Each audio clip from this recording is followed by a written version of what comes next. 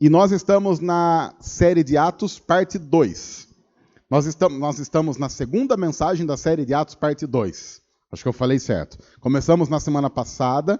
E por que parte 2? Porque no ano passado nós fizemos uma série expositiva de Atos, mas nós fomos até o capítulo 7, até o fim do capítulo 7.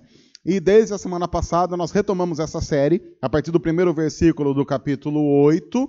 E se tudo der certo, se caminhar como nós imaginamos, nesses próximos 2 meses, até o fim de agosto, nós devemos chegar lá em Atos 17. E aí a parte final, vamos deixar para a parte 3 de Atos, muito provavelmente no ano de 2020, se o nosso Senhor não voltar até lá. Se ele voltar, a gente já vai ver o cumprimento de tudo aí, e ninguém vai sentir falta, ninguém vai ver Jesus voltando e pensar, poxa, perdemos a parte 3 de Atos. Ah, que pena. Pelo menos eu espero que você não tenha essa sensação. Mas antes de ir para o texto de hoje, que é um texto conhecido, e é um texto que a gente já viu, já falou algumas vezes sobre ele aqui, se não inteiro, eu não me lembro, pelo menos de relance, eu gostaria de lembrar algumas coisas. Às vezes, nós, como cristãos, temos a percepção errada do que é ser um cristão. Porque às vezes a gente pensa assim, um cristão, o que ele faz? Um cristão é alguém que frequenta uma igreja, e aí ele vai aprendendo nessa igreja a ser uma pessoa melhor. Então, por exemplo, então você pensa assim, puxa, eu estou sem paciência. Eu sou uma pessoa que não tem paciência, e eu preciso ter mais paciência. Então eu vou lá para a igreja porque eu quero aprender técnicas de paciência. Então eu vou aprender como é que a gente exercita a paciência. De repente você é uma pessoa, sei lá, que você pensa, eu tenho dificuldade em perdoar. E aí você pensa, então eu vou para a igreja e lá eles vão me ensinar técnicas que vão me ajudar a perdoar. Eu vou aprender a perdoar. E então a gente começa, sem querer, a transformar o cristianismo em algo que serve para fazer com que a gente vá ficando pessoas melhores, um pouco melhores a cada dia. Mas isso, basicamente, tem a ver com os efeitos do cristianismo a médio e longo prazo. Porque mesmo você fazendo parte de uma igreja há 1 ano, 2 anos, 5 anos, 10 anos, 20 anos, a notícia ruim é que ainda você vai ser uma pessoa que vai ter profundas dificuldades em ter paciência, a não ser que você naturalmente seja uma pessoa calma. Porque tem gente que é calmo por natureza. Você vai continuar tendo dificuldades para perdoar, a não ser que você tenha um nível de santidade muito acima da média. Você vai continuar tendo dificuldades de relacionamento. Até porque, pense, nós somos pessoas de fase. Nós temos fases na vida. Tem época que você está muito bem. Tem época que você está bem, inclusive consigo mesmo. Você tá bem. Você acorda feliz. Tem gente aqui, a gente estava conversando sobre isso num dos grupos da igreja na semana passada, e eu nem vou citar nomes, porque eu não gosto de expor ninguém. Tem gente aqui na igreja que acorda feliz. A pessoa acorda cantando, ela acorda feliz, ela dá bom dia. O que é extremamente insuportável. Todas as pessoas normais aqui, que são pessoas que acordam mal-humoradas, que é o que a Bíblia diz que deve ser, tem que conviver e exercer o perdão para aqueles que acordam e falam, bom dia! Isso é uma coisa insuportável. Então, eu não sou, como eu disse, eu não vou citar nomes, mas aí eu estava ouvindo isso, eu falei, mas Adilson, não, acho que está errado isso. Só que tem época que mesmo que você seja uma pessoa que acorda mal-humorado, tem época que está tudo tão bem que você acorda bem. Você dormiu, você já notou isso? Tem dia que você dorme, a hora que você acorda, você fala, oi, dormi bem. Sabe aquelas noites assim que você acorda exatamente do mesmo jeito que você dormiu? Você nem se mexeu e você acorda, você tomou um banho de descanso durante a noite. Mas também tem fase que não importa o quanto você durma. Parece que você dormiu numa sessão de tortura e você já acorda assim... O lençol que estava embaixo, tudo bolado no meio da cama, de tanto que você mexeu, aquela coisa horrorosa, você sonhou coisa ruim. Você pensa, estou com encosto, não é possível, tem coisa aqui. Você está mal-humorado. Quer ver só uma outra coisa? Quem aqui fala sozinho? Quem aqui fala sozinho? É outra coisa que eu queria dizer para vocês. As pessoas normais acordam mal-humoradas e quando elas começam a falar, elas falam sozinhas, para não ter que aguentar os outros. Então, essas são as pessoas normais. Uma pessoa normal fala sozinho. Então, se você não levantou a mão porque assim, o que é isso? É para falar sozinho? É para falar sozinho. Então, se você não fala sozinho, procure um psicólogo. Você está precisando aí. Tem época que você está tão ruim que você fala sozinho e discute com você mesmo. Você briga com você mesmo. Fala, o que é isso? Eu discordo, mas foi você mesmo que falou. Eu sei! Um exemplo disso é casamento. Quem aqui é casado sabe. Tem época que o casamento tá uma alegria, um louvor e adoração, que olha, eu vou te dizer, você já acorda ouvindo o Barry White tocando no som ambiente do mundo. É uma coisa, você já acorda em romance, você acorda sem bafo, uma coisa assim, você fala, mas de onde é que está saindo isso? Dá tudo certo no casamento, as coisas estão fluindo, mas tem época. Quem aqui é casado sabe do que eu estou dizendo. Você pensa, o que aconteceu com esse negócio? O que aconteceu com isso? Você já acorda mal. Você já olha para o lado e fala, bom dia, pessoal. Você falou bom dia, né? Desgraça. Você se sente naquele filme Dormindo com o Inimigo. Porque as coisas não vão. E você fala, mas gente, você até pensa, se o casamento passar por essa fase, não acaba nunca mais. Olha, se a gente passar por esse momento, nunca mais acaba esse negócio. Nós somos assim. Não adianta a gente pensar que a gente vai pegar tudo isso que nós somos e vamos vir para a igreja então vai ensinar técnicas para que nós vamos nos tornando pessoas melhores, porque o cristianismo basicamente tem a ver com a seguinte notícia: nós não temos condições de por nós mesmos vivermos uma vida minimamente digna, porque nós somos ruins. Nós somos transformados por Deus, mas vivemos essa transformação dia após dia. Eu não estou dizendo que a gente tem que continuar o mesmo, porque não é o que a Bíblia diz. Claro que nós buscamos a santificação, mas isso também vem de Deus para a nossa vida. Tudo vem dele, começa nele, a operação é dele. Nós nos rendemos para que ele faça um milagre em nós, que é a transformação da nossa vida. O cristianismo tem a ver com a crença profunda, inequívoca, de que Jesus foi perfeito em nosso lugar, fez tudo que nós deveríamos fazer e não temos condições, e é Ele o nosso representante diante de Deus, de uma forma que Deus só nos aceita, porque é Deus que nos aceita, não nós que o aceitamos. Deus só nos aceita por causa de Jesus, não por causa de nós. O que significa dizer que não importa como você viveu a última semana.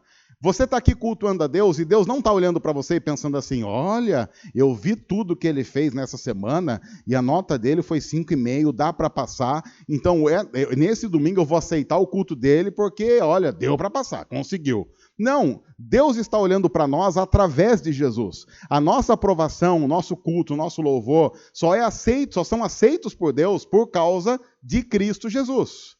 Eu estou dizendo isso porque se nós não compreendemos isso, nós, diante daquilo que Deus pede para nós, daquilo que Deus nos orienta a fazer, ficaremos completamente desnorteados. Porque se nós pensarmos, o cristianismo é algo que vai fazer com que eu aprenda algumas técnicas, obedeça algumas coisas, e isso vai fazendo com que a vida entre no eixo, nós vamos, cedo ou tarde, nos decepcionar, porque Deus é altamente imprevisível e tem a tendência de nos colocar em lugares que a gente não imagina, em situações que a gente não programa, para fazer coisas que a gente não queria.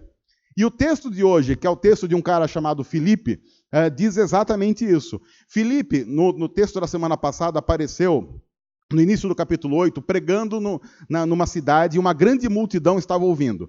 Então Filipe estava basicamente numa conferência missionária, com um monte de gente ouvindo Filipe falar sobre Jesus. Até que, de repente, a partir do versículo 26 do capítulo 8 de Atos, a Bíblia diz assim: um anjo do Senhor disse a Filipe, veja, não foi qualquer pessoa que disse. Porque uma coisa é eu chegar para alguém e dizer algo. Outra coisa é um anjo do Senhor aparecer e dizer. Se o anjo do Senhor aparece e diz, você não tem muito o que discutir. É aqueles momentos da vida que você pensa, bom, agora ou vai ou racha. Porque se um anjo do Senhor aparecer no seu quarto essa noite, meu irmão, minha irmã, é uma coisa que a gente sempre diz aqui. Primeiro, você rodou. E segundo, rodou. E terceiro, rodou. Porque ou você obedece ou se transforma um novo Jonas. E aí você sabe onde é que essa história termina. E aí então o anjo do Senhor apareceu para Filipe com uma ordem, no mínimo, estranha. Diz assim o anjo para Filipe: vá para o sul, para a estrada deserta que desce de Jerusalém a Gaza. Eu não questiono a ordem, porque simplesmente o Espírito diz: você vai sair daqui e você só está aqui porque eu te trouxe até aqui. E você vai para lá.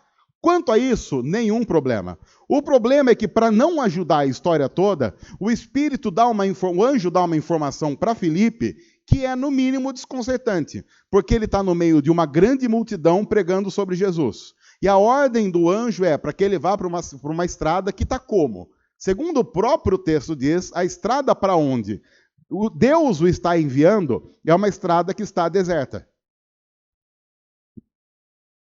O que alguém vai fazer numa estrada deserta? Primeiro, correr o risco de ser assaltado. Segundo, correr o risco de ficar perdido. Terceiro, correr o risco de passar um papelão. Imagine Felipe, por exemplo, compartilhando, se ele fosse compartilhar isso, com o pessoal que estava ali com ele na conferência missionária. Pessoal, eu vou precisar sair. Legal, Felipe, mas está tudo bem? Não, porque eu recebi uma visão aí e eu estou obedecendo a visão. Legal, Felipe. Poxa, você vai fazer falta aqui, porque inclusive no nosso programa você pregava no culto de hoje à noite, mas você precisa ir porque Deus falou, beleza. Mas você vai para onde? Não, eu estou indo para a estrada que vai de Jerusalém para Gaza.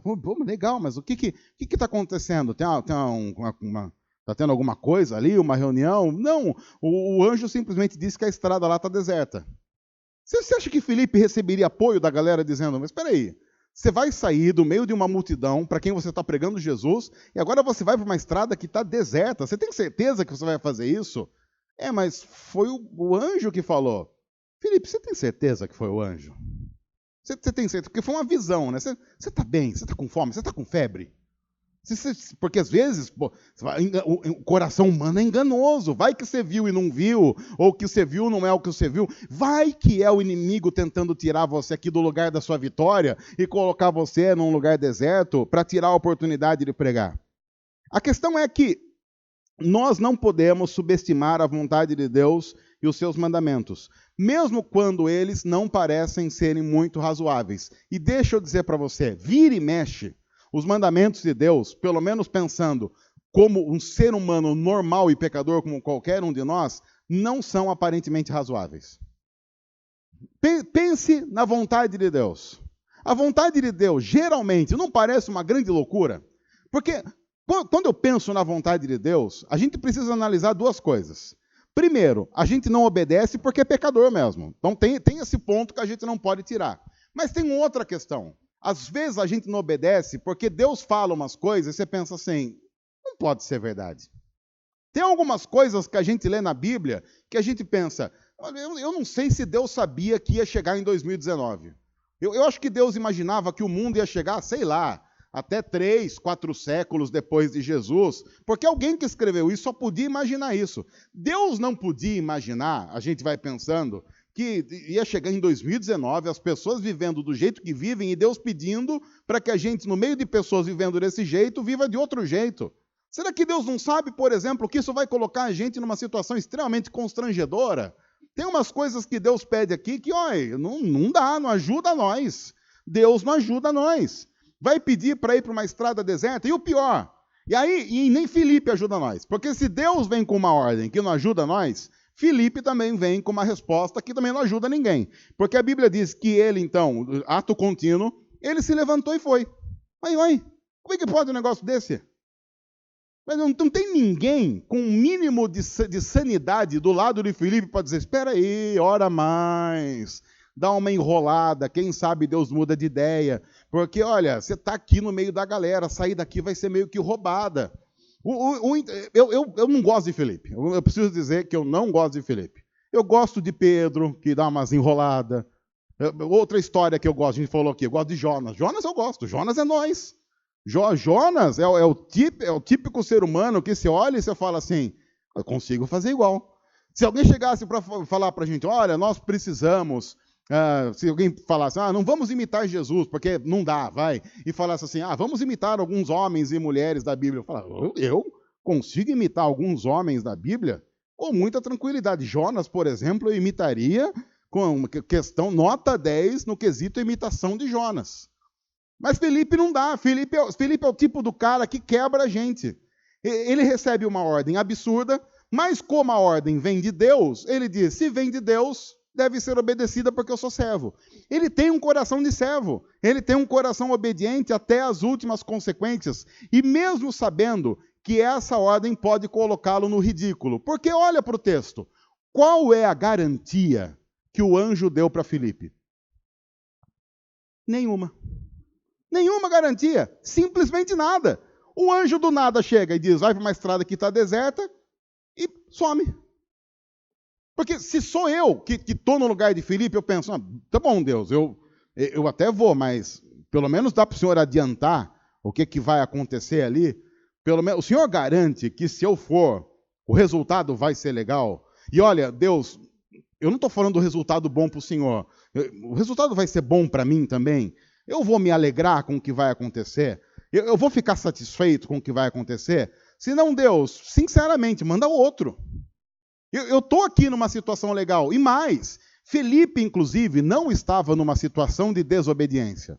Porque uma coisa é igual quando a gente fica de castigo. A mãe fala assim, o pai fala assim, vai para o seu quarto e vai ficar lá sem fazer nada.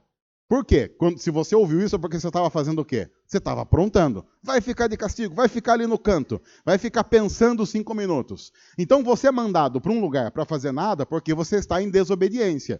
Se Felipe estivesse em desobediência e o anjo aparecesse e dissesse, agora você vai para uma estrada deserta, ele ia falar, também, né? Estava aprontando, então agora eu vou ficar lá de molho um tempo para aprender a me comportar. Não, ele estava pregando a Jesus. Deus, eu estou fazendo tudo certo. E o Senhor vem com uma ordem que aparentemente está fora do padrão. E a grande questão é, para nós, e não era para Felipe, quem o Senhor pensa que é para dar a ordem que o Senhor quer na hora que o Senhor quer? Quem o Senhor pensa que é para fazer isso? Porque tudo bem, Deus, há algumas coisas que até é normal o Senhor querer cuidar. Mas cuida do que o Senhor já cuidou. Por exemplo, o Senhor já estabeleceu, dentre tantas coisas, o movimento de rotação e translação da Terra.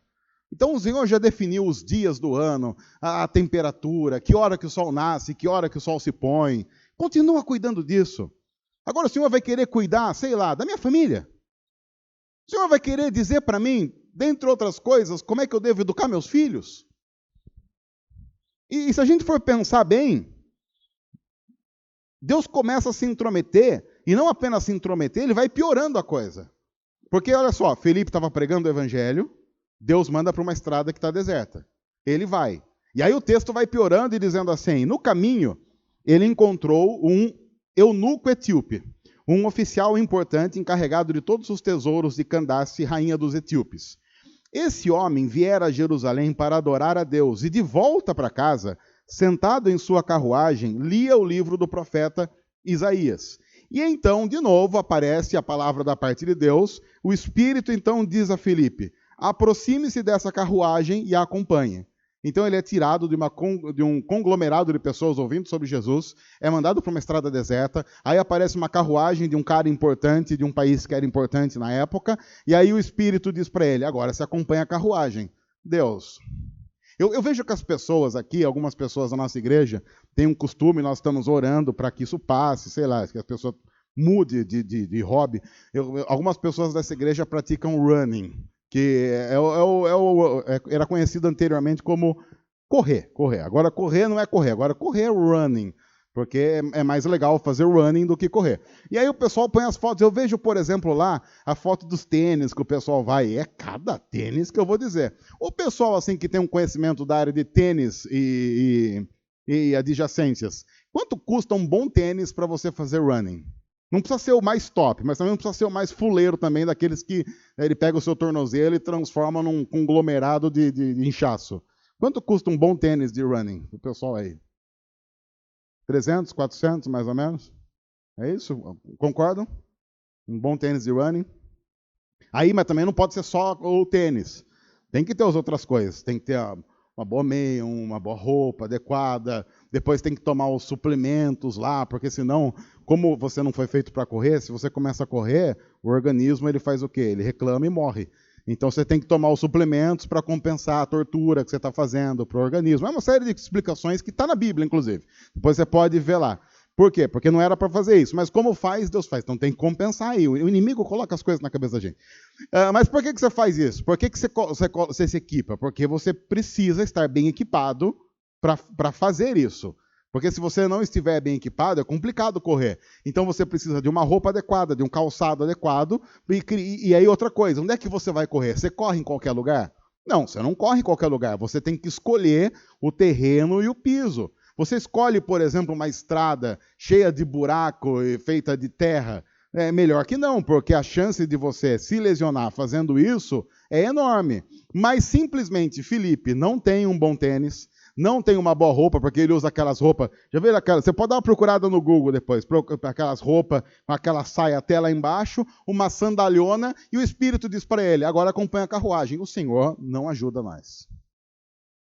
Porque o Senhor poderia dar outra ordem. Eu já vim até aqui. Agora, além de vir até aqui, o Senhor ainda pede isso. Senhor, olha para mim. O Senhor sabe muito bem. O Senhor sabe o que o Senhor está falando? Porque, inclusive, pense algumas coisas importantes sobre, sei lá, Jesus. A Bíblia diz que nós devemos tentar imitar Jesus. Mas será que Jesus poderia mesmo dizer qualquer coisa para a nossa vida? Porque Jesus, por exemplo, vamos pensar, sei lá, aleatoriamente. Jesus poderia, o que você acha? Jesus poderia falar sobre aborto?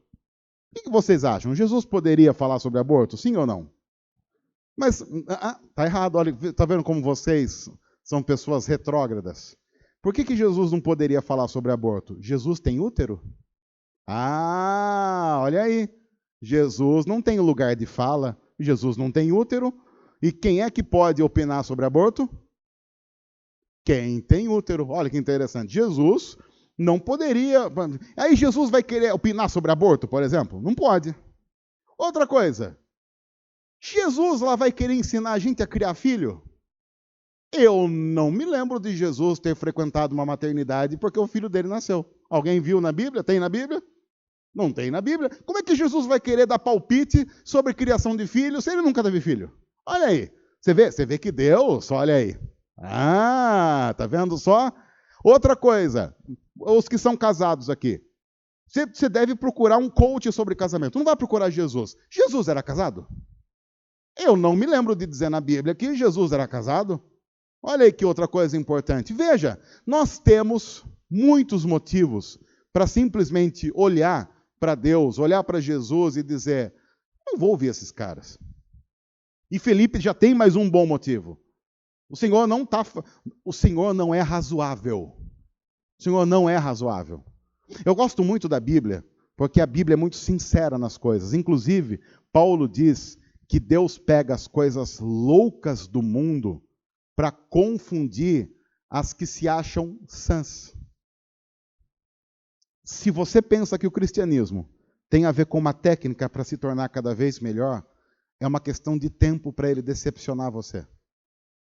Porque Deus não pega regrinhas razoáveis e vai colocando uma depois da outra para fazer com que a gente se sinta confortável na caminhada. Deus nos coloca em lugares completamente desconfortáveis, fora da zona de conforto, porque, primeiro, antes de transformar o alvo da pregação, Ele quer transformar também o mensageiro da pregação. É importante isso para nós, porque sempre Deus tem muito mais a fazer em nossa vida do que através da nossa vida. E isso faz com que a gente, inclusive, caminhe com muita humildade diante de Deus. Deus usa a igreja dele, Deus usa a igreja dele, Deus usa a nossa vida. Isso para nós é um privilégio, mas é óbvio que antes de usar a nossa vida, Deus tem que transformar e precisa transformar a nossa vida. Nós não somos seres prontos, nós somos seres em profunda transformação. Se nós frequentamos a igreja, imaginamos assim, eu frequento a igreja há 5, 10 anos, então eu já cheguei inclusive num nível de espiritualidade que a partir de agora eu posso entrar inclusive em manutenção. Você simplesmente não compreendeu o processo desde o início, porque a própria Bíblia diz que aquele que acha que sabe alguma coisa não aprendeu ainda nem como começar a saber algo. Aquele que no cristianismo acha que sabe alguma coisa vai ser inevitavelmente surpreendido pela ação de Deus, que é totalmente desconexa de muitas coisas que nós achamos serem razoáveis. Felipe, acompanha a carruagem. Senhor, é sério que a ordem do Senhor é essa? Nós somos de uma outra geração. Nós somos da geração... Há 30 anos você ia ao médico. Há 30 anos você ia ao médico porque você estava com uma dor de cabeça e ele dizia assim, olha, é uma cefaleia ou uma, sei lá, uma... O que pode ser? Como é que chama aquela lá de dor de cabeça? Pode ser uma enxaqueca, aí eu vou te dar uma receita, você vai tomar esse remédio, tal hora. O que a gente fazia há 30 anos?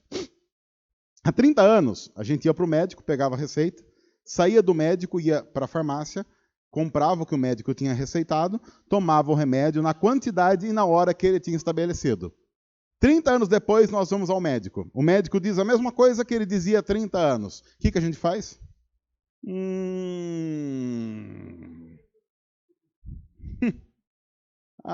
Quer dizer que só porque o bonitão fez uma faculdade de medicina, acho que sabe. A gente pega o nosso Google, e aí você coloca lá, dor de cabeça. E é interessante, porque o do Google diz assim, dor de cabeça, pode ser uma cefaleia, você fala, olha, até o médico falou isso mesmo, interessante. Pode ser uma enxaqueca, você fala, mas pode ser câncer. Você fala, isso ele não falou? Quer dizer que o bonitão ficou lá 8 anos na faculdade de medicina, nem para falar que pode ser câncer. E aí você já começa a sentir uma dor até maior na cabeça. Fala, deu até uma pontada aqui agora. Aí você vai a um outro, você está lá com dor no dedão. Aí o médico fala, sei lá, acho que você bateu, você não chutou a cama? Não lembro, doutor. Ou ele fala, olha, você tem uma unha encravada. Aí você fala, não pode ser. Aí você vai lá no Google, dor no dedão. Aí você descobre que pode ser chute na cama, unha encravada, gota ou câncer. E aí o que você pensa? Eu vou passar na farmácia comprar uma quimioterapia. É assim que a gente faz. Há algum tempo as pessoas abriam a Bíblia e liam o que estava na Bíblia e pensavam assim, tá certo. A nova geração olha para a Bíblia e diz, quem esse autor pensa que é para dizer isso a meu respeito? Porque, inclusive, há estudos muito mais modernos e confiáveis do que a Bíblia, dizendo exatamente o contrário do que a Bíblia está dizendo. E é óbvio que, por conveniência, entre obedecer a Bíblia e obedecer à última moda, a última moda é muito mais confortável. E a última moda nunca vai dizer para você, arrependa-se. A última moda vai dizer para você, se te faz feliz, enjoy. E aí o texto continua. Então Filipe correu para a carruagem, ouviu o homem lendo o profeta Isaías. Detalhe importante, por que ele ouve o cara lendo o profeta Isaías? Porque naquela época não existia leitura silenciosa. Todas as pessoas que liam só liam em voz alta. A leitura silenciosa, como a gente faz em casa, pega um livro, uma xícara de café e ler silenciosamente, é algo, se você for pensar historicamente, recente. Na época em que o autor está escrevendo isso, as pessoas só liam audivelmente. Então é por isso que Felipe ouve o cara lendo. Porque se ele está lendo, ele está falando o que ele está lendo. E aí então ele está lendo o profeta Isaías e lhe perguntou, o senhor entende o que está lendo? E ele respondeu, como é que eu posso entender se alguém não me explicar? Assim convidou Filipe para subir e sentar-se ao seu lado. Eu quero apenas dizer uma coisa. De onde é mesmo que esse eunuco estava vindo? Segundo o próprio texto. Onde é que ele tinha ido?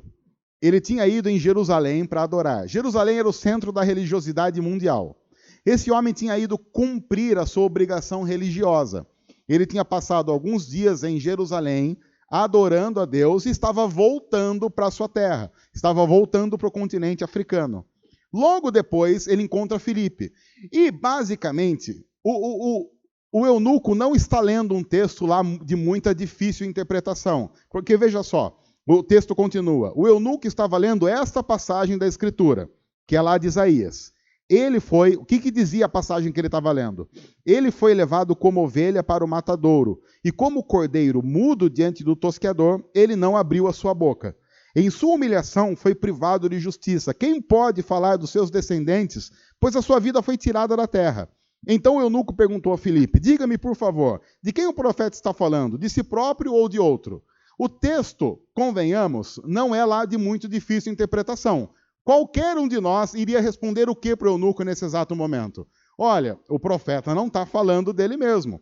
Esse texto é um texto profético a respeito do Messias.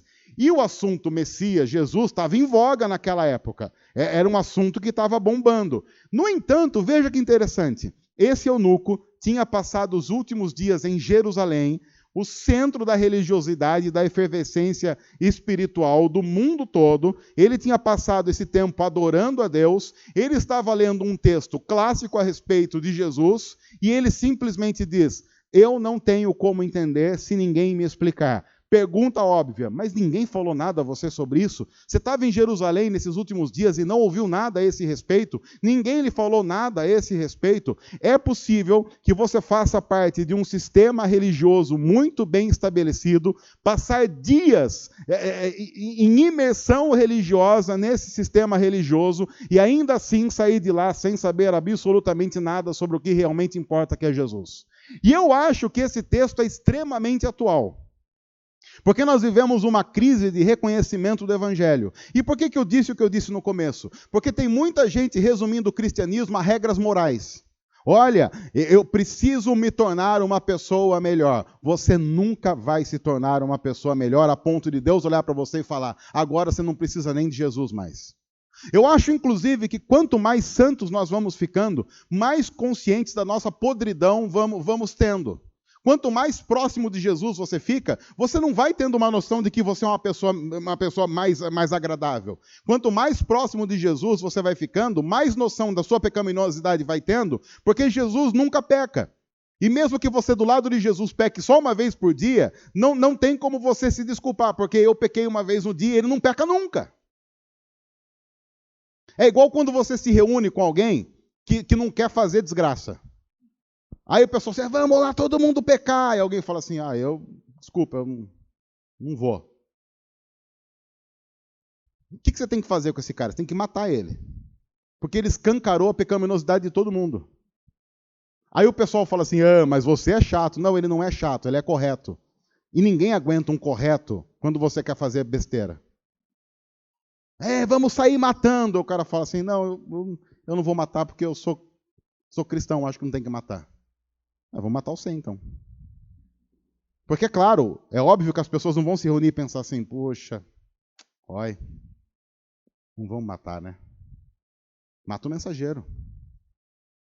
Mata o cara chato.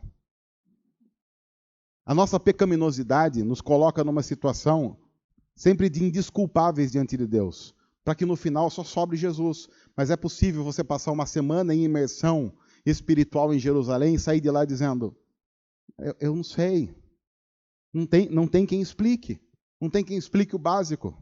É por isso que em nossa igreja nós sempre defendemos que qualquer coisa feita tem que desembocar em Jesus. Porque o que o eunuco fez? O que o Filipe fez? Ele começa naquela passagem das Escrituras e ele faz o quê? Ele prega a Jesus. Então Filipe, começando com aquela passagem da Escritura, anunciou-lhe as boas novas de Jesus. Aliás, esse é um padrão no Novo Testamento. Por exemplo, Atos 2. Atos 2 tem a descida do Espírito. E a descida do Espírito é algo fantástico, porque inclusive é o cumprimento de uma promessa que Jesus tinha dado aos seus seguidores pouco tempo antes. Mas logo depois que o Espírito desce e aquelas pessoas ficam transformadas, o que acontece? Pedro prega. E Pedro pega aquele acontecimento e a partir daquele acontecimento discorre em todas as Escrituras sobre quem é Jesus. É interessante notar que quando Pedro, em Atos 2, vai falar sobre o poder do Espírito, ele diz, o poder do Espírito é importante porque nos faz compreender quem Jesus é. E não há nenhum poder do Espírito onde não há compreensão de quem Jesus é. O que significa dizer que o Espírito não foi dado para que a gente opere milagres, embora o Espírito possa operar milagres. O Espírito não foi dado para que a gente se emocione, embora a presença de Deus nos emociona. O Espírito não foi dado para que a gente tenha arrepio, embora talvez você tenha arrepios em alguns momentos em que você compreende o que Deus está fazendo e aquilo de alguma forma mexe com você. O Espírito é dado para que nós compreendamos quem Jesus é em toda a Escritura, de Gênesis a Apocalipse. O Espírito revela quem Jesus é. O Espírito mostra quem Jesus é. Por isso, um dos grandes desafios da Igreja de Jesus em nosso tempo, vivendo no meio de uma profunda ignorância a respeito de Jesus e do Evangelho, é através de cada texto da Escritura demonstrar quem é o Cristo. É por isso, inclusive, talvez, que pela falta de emocionalismo, é que muitas pessoas dizem sobre nós: mas vocês vão falar de Jesus toda a pregação?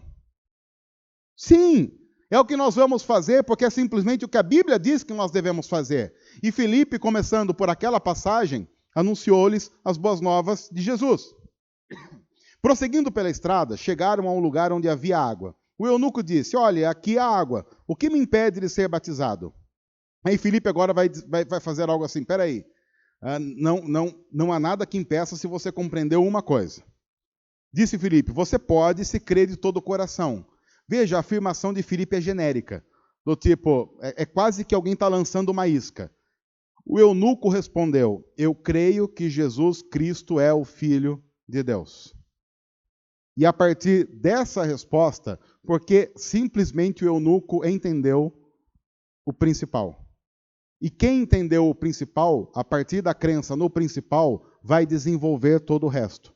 Então, deu ordem para parar a carruagem, Filipe e o eunuco desceram a água e Filipe o batizou. Pergunta. Agora uma pergunta importante num contexto religioso. Filipe disse: você pode ser batizado se você crer de todo o coração. E ele disse: eu creio que Jesus Cristo é o Filho de Deus. O eunuco, você acha que ele era presbiteriano ou não? O que você acha? Nós estamos aqui, importante dizer, na igreja presbiteriana, então nós vamos começar com essa denominação. O eunuco podia ser presbiteriano? Podia. Sabe por que ele podia? Porque ele crê que Jesus Cristo é o Filho de Deus. Eu diria, olha, basicamente, o eunuco é um bom presbiteriano. Mas ele não podia ser batista também? Podia. Podia também, olha que interessante. Ele podia ser metodista? Podia. Esse eunuco aqui não podia ser pentecostal? Ele não podia, por exemplo, ser da Assembleia de Deus? Podia.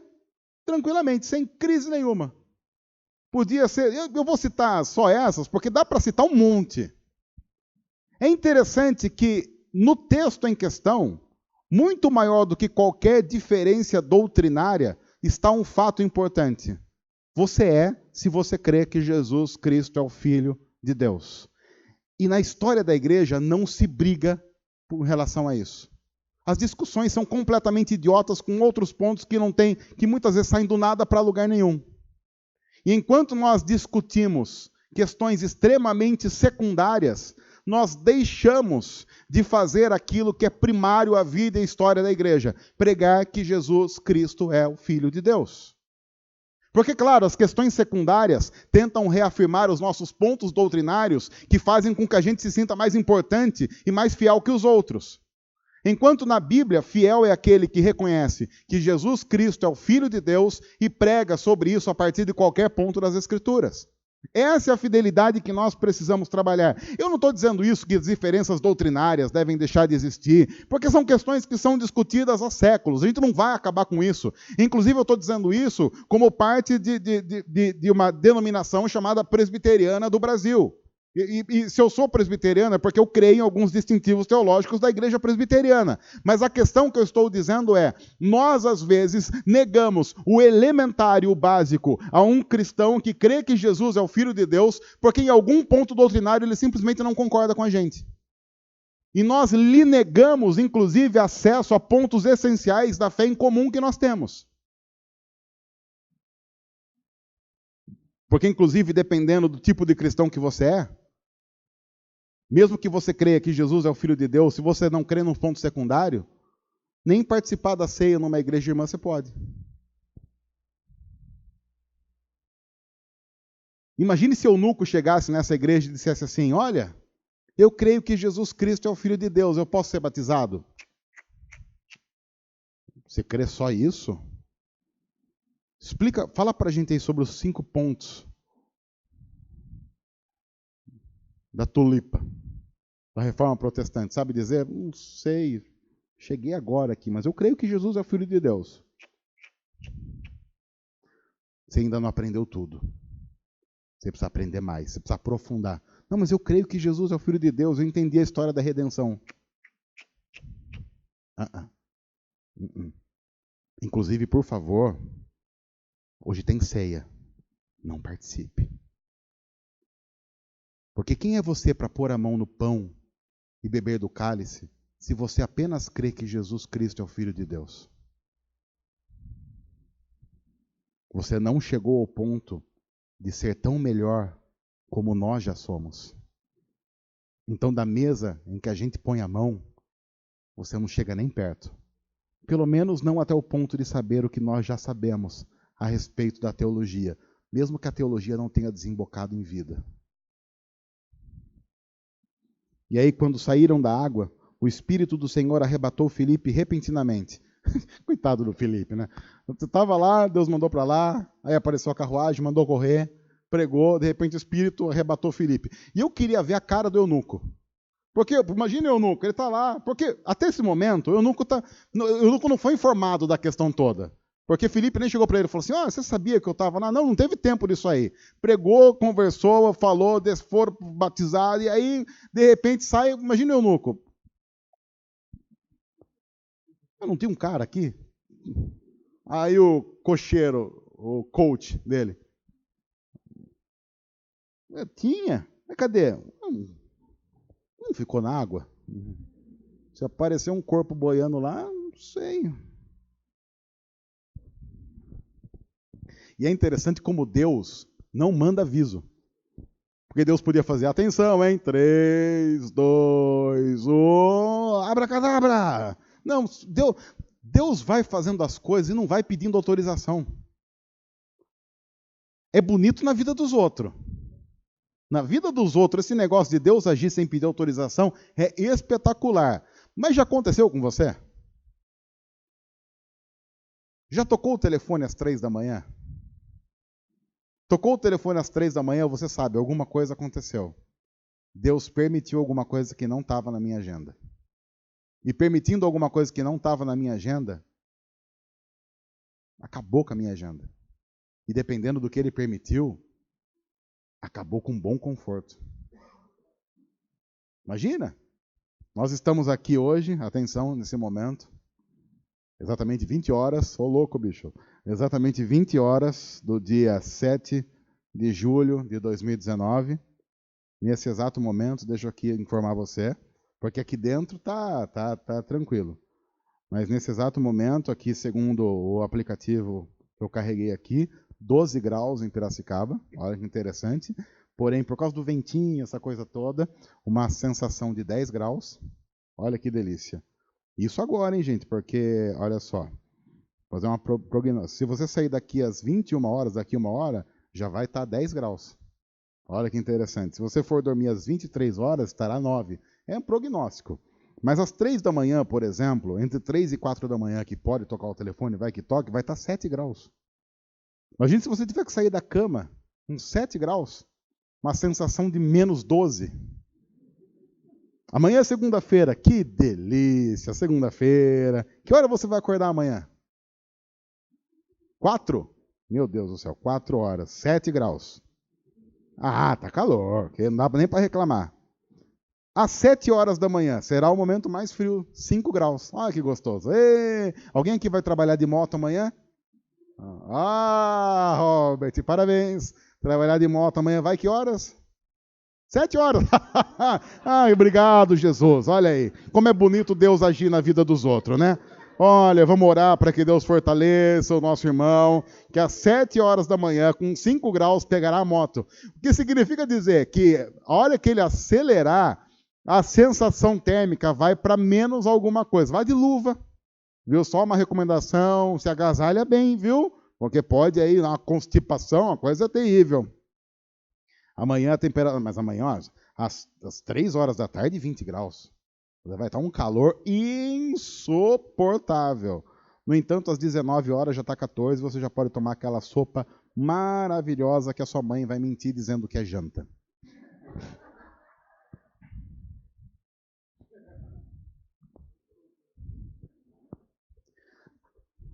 Viver diante de Deus tem essas coisas.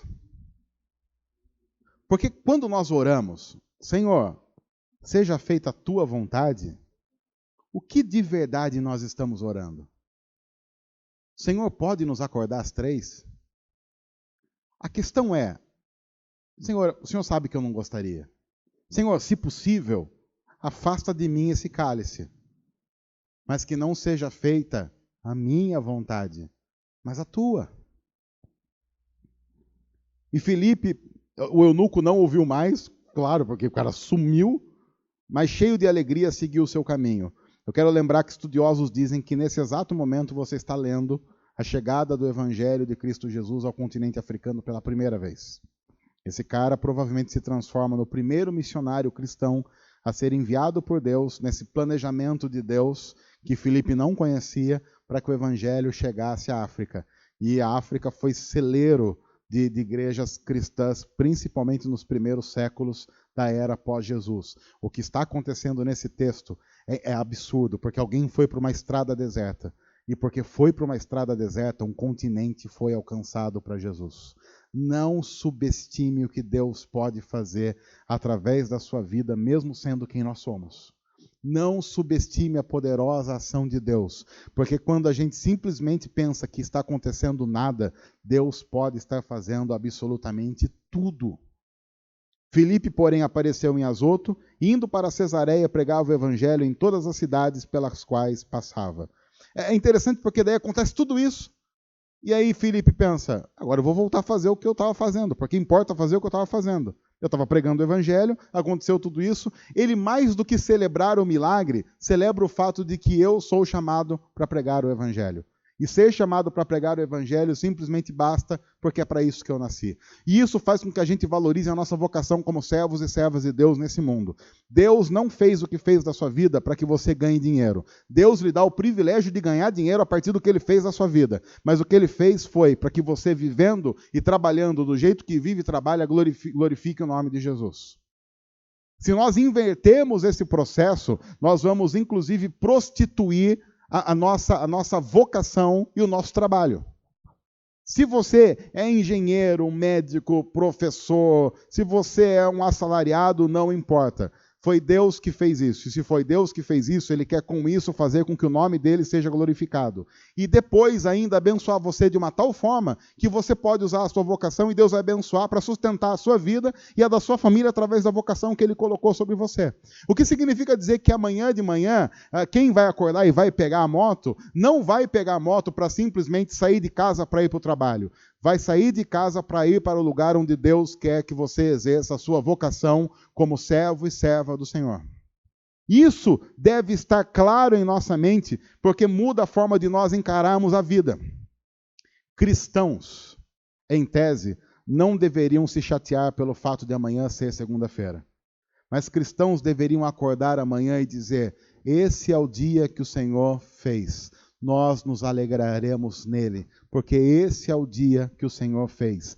O Senhor é Senhor do domingo, o Senhor é Senhor da segunda, da terça e de todos os dias. E nós queremos viver para a glória de Jesus, para o louvor de Jesus, até que Ele venha, até que Ele volte e até que nós estaremos para sempre com Ele.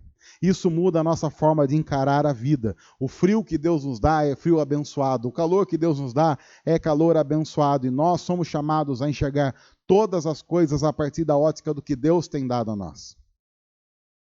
Estava conversando hoje no culto da manhã e a gente basicamente encerrou o culto da manhã falando sobre o almoço. O que você almoçou hoje? Porque no culto da manhã eu perguntei o que as pessoas iriam almoçar. Foram 3 os pratos campeões aqui no nosso culto da manhã. O primeiro prato campeão, lógico, considerando o frio, toda aquela coisa, foi o quê? feijoada. Foi um clássico que ganhou, que o pessoal ia comer feijoada. O segundo, rolou até um risoto de filé mignon. Que, olha, até um pessoal chique aqui. E em terceiro lugar era churrasco mesmo. Esses foram os 3 pratos assim que rolaram. O que você almoçou hoje?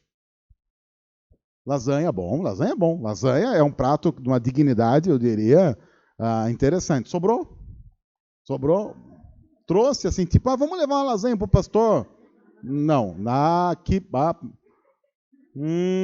mais? Que mais que você almoçou hoje? Almoçou risoto? O que é o risoto? O quê? Carbonara. O que é o risoto? Hã?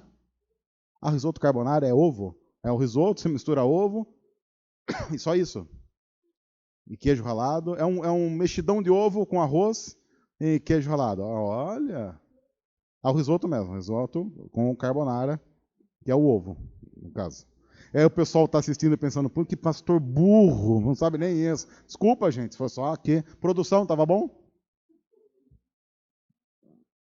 Tem um frango feito na air fryer também. Olha aí, muito bem. Olha que maravilha, hein? Quer dizer, tinha tudo lá. Salada vocês não comeram. Salada mesmo, ninguém comeu salada. Quem mais? Quem mais teve de almoço hoje? Teve feijuca? Feijadinha? Quem fez? Você fez feijuca? Olha aí. Mas também ninguém ligou. Tipo, pastor, olha, terminando o culto da manhã, quiser dar uma... Quer dizer, as pessoas, eu acho que vocês não têm meu telefone. Eu vou depois pedir para que projete o telefone, porque acho que as pessoas não têm. Olha que pena, viu? O que mais? Olha que então temos. Vocês comeram bem. Por que vocês estão tudo gordo? Olha aí. É incrível. Que coisa. O que mais? Estrogonofe. Estrogonofe, muitas pessoas. Eu acho um prato valorizado demais, mas o estrogonofe, assim, em casa faz sucesso. É um estrogonofe de carne ou de frango? Bom, de carne já melhora. Já fica legal. Bastante batata palha, aquela coisa toda. Bom. Acho que é interessante. Nesse calor, nesse frio, vai bem. A Deise comeu salada? Puxa. Pode ser pecado. Que mais? Última coisa. Teve churrasco. Quem comeu churrasco? Comeu churrasco, Tati? Ai, que beleza. Vegetarianos nessa hora ensandecidos com você cometendo um ato de profunda... Tinha berinjela? É o joio no meio do trigo. A Bíblia fala sobre isso. A gente tem que tomar cuidado. O que vocês vão jantar hoje? Sopa. Quer dizer, não vai jantar. Não vai. Gente, sopa não é janta. Fique detalhe. Se tiver bacon, vira. Mas, não. Sopa não é janta. Que é isso? Sopa é entrada. Pode ver. Qualquer restaurante chique que quiser sopa é entrada. Não é entrada, não é... O que é isso? O que mais que você vai jantar hoje? Quem vai na pizza clássica de domingo à noite? Alguém vai na pizza clássica? Não, você vai jantar o quê, Chocolate? Que mal lhe pergunte. Não faz ideia. Sai daqui, o que bater, passou na frente.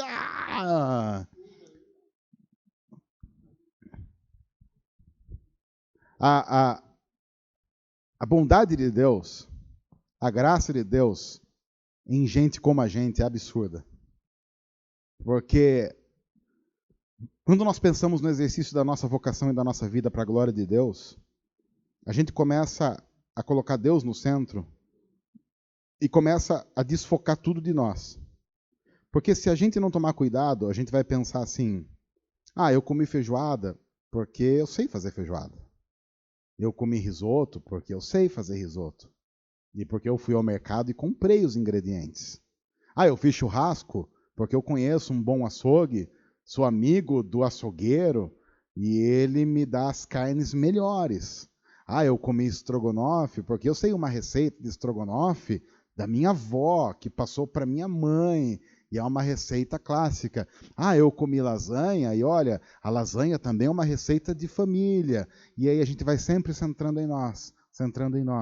E a gente deixou de fazer uma das grandes bênçãos, que é comer o que nós comemos como um culto a Deus. Porque foi o Senhor que colocou comida na nossa mesa e esse é um milagre. Quando nós desfocamos de nós mesmos, as coisas, inclusive, não ficam piores, ficam mais gostosas. Porque deixa eu dizer uma coisa para você, é bom comer uma feijoada.